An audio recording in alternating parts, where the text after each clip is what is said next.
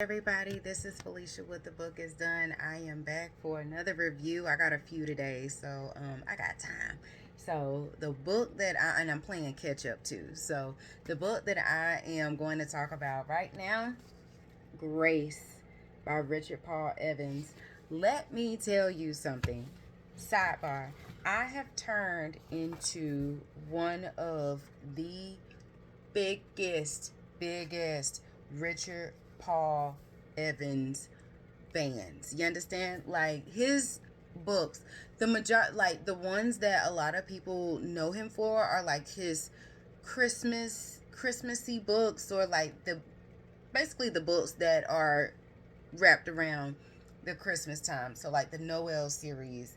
Um, oh gosh, it all started with the Christmas box, and then it just kind of ricocheted. He does have some other books. One called The Gift, one called The Carousel, The Forgotten Road. So he does have another series about that. But the and I'm reading all of them. Let me just say that. But the Christmassy ones, still reading them. I'm reading one right now called The Christmas Promise. He just released one. I think it was like Christmas Eve or something, like a day or two before Christmas, called Christmas in Bethel. I have that on my shelf. I haven't read that yet. I'm waiting until I finish The Christmas Promise. But baby, listen. His books, these last two out of three books. I can't even remember if I did this on the third book. The last three that I read, I legit shed tears. Like, not no dabbing. Like, my pillowcase was wet. I was reading in bed. My pillowcase was wet. My shirt was wet. It was heavy hitters. Like, heavy hitters. And he doesn't come out with like the 1-2 punch. It just kind of builds up. And it's like silent, not to say like silent issues that have been going on, but he just, in his own way, touches on these heavy hitters of topics. And so, in Grace, in reading the beginning of it, I knew it was going to be heavy. Knew it was going to be heavy. It does the triggers in this, and you won't really get to it until like towards the end, or like towards the middle to end. Um, mm, Child abuse.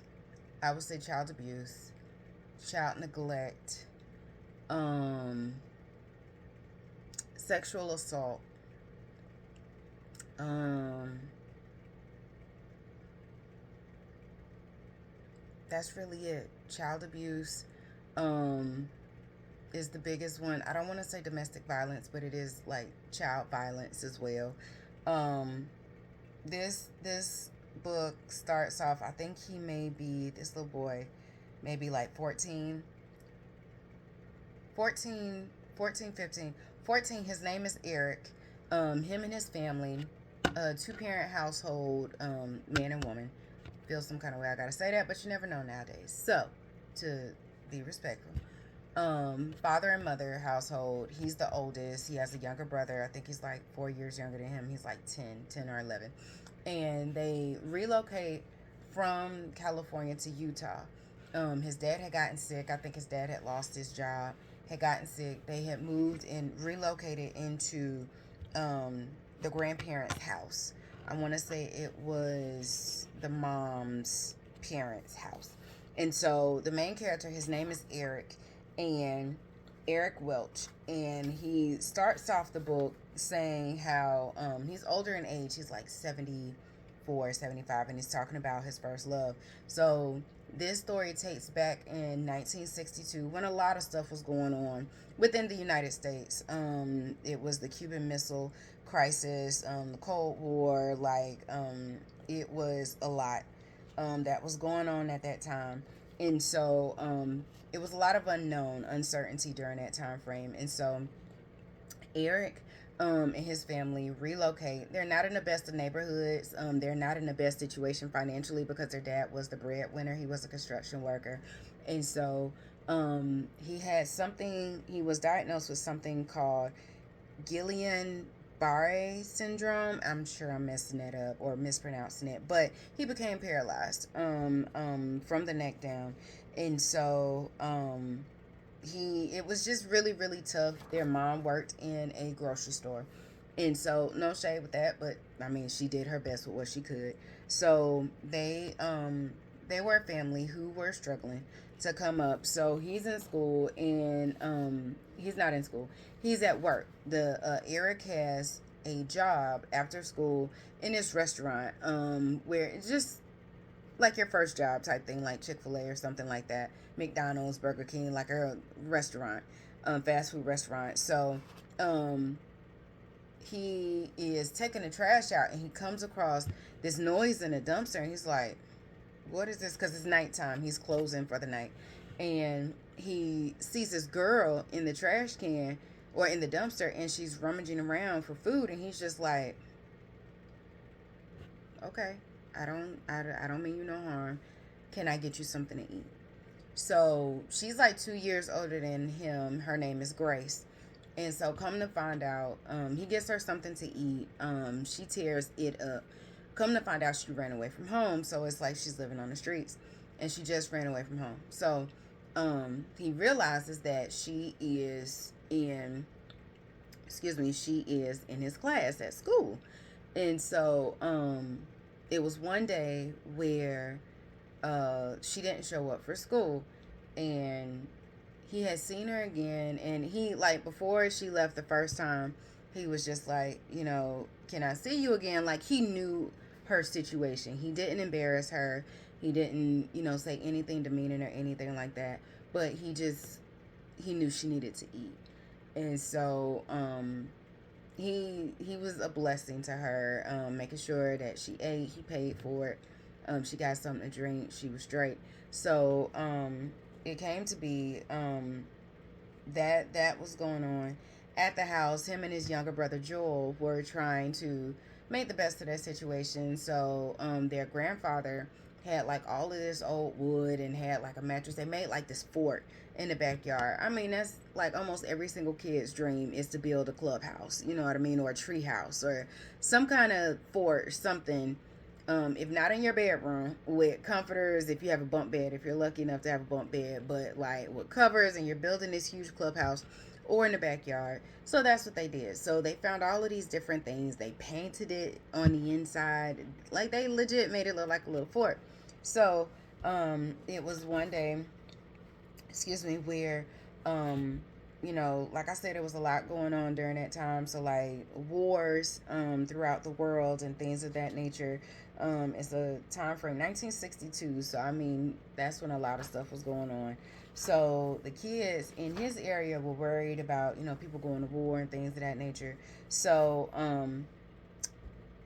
he's in school and his mother worked at like a kind of like a grocery store type thing. Think Walgreens, CVS type, Lowe's Foods type thing. So he had noticed with this girl, he had seen her before and she was just like, her name is Grace, the one that was in the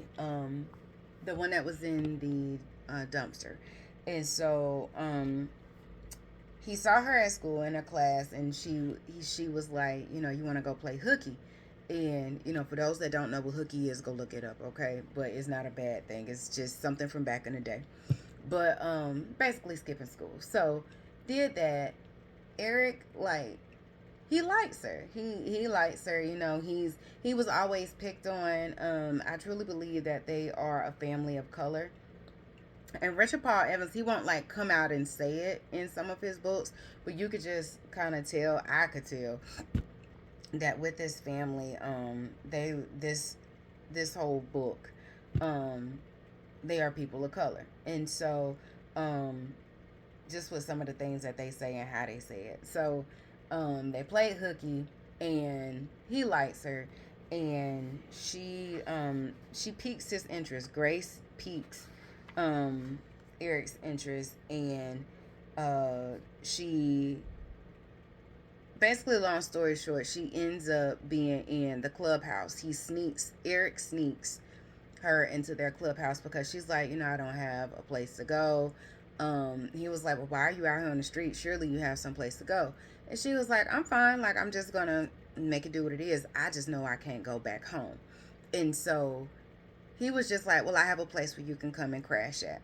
So literally for like a little minute, he is hiding her in the clubhouse. He does have to break down and tell his brother, like, and this is during the winter because it was snowing. Tells the brother, like, I got a girl in the backyard. His brother, like, you lying. And he's like, no, I got a girl in the backyard. And so he was like, take me to her. So he meets her and he's just like, yo, you have a girl in the backyard. So Eric is doing his best to keep it a secret from his parents. Like, his dad has no idea. I mean, his dad is still very much aware of his surroundings, but he's paralyzed, so it's not really, he's limited in his mobility, so it's not like he can get up and go anywhere. His mom is working. And so, just trying to keep close ties on everything. So, excuse me, time goes on, and Grace is there. She's close. She doesn't go anywhere. She doesn't go to school. Her parents, I want to say it's her mom, that files a missing persons report. And so, like, all of these flyers are popping up. And, like, I feel like Eric's parents knew that, like, some Shady Boo stuff was going on, but not to the effect of him hiding a girl in the backyard. So, um, they were just like, I'm a little concerned. Like, there's this missing young lady, and I mean, have you seen her? Like, it says she went to your school. Is she in your class? And like, Eric's become very protective of her. So in essence, Grace became like his first love. And so like they shared a first kiss, and I don't think they went all the way, but like, she was like, can you hold me type thing. And he was just like, okay, because he was so accustomed to getting picked on in school, so he wasn't like, he was just like, oh, well, this is nice.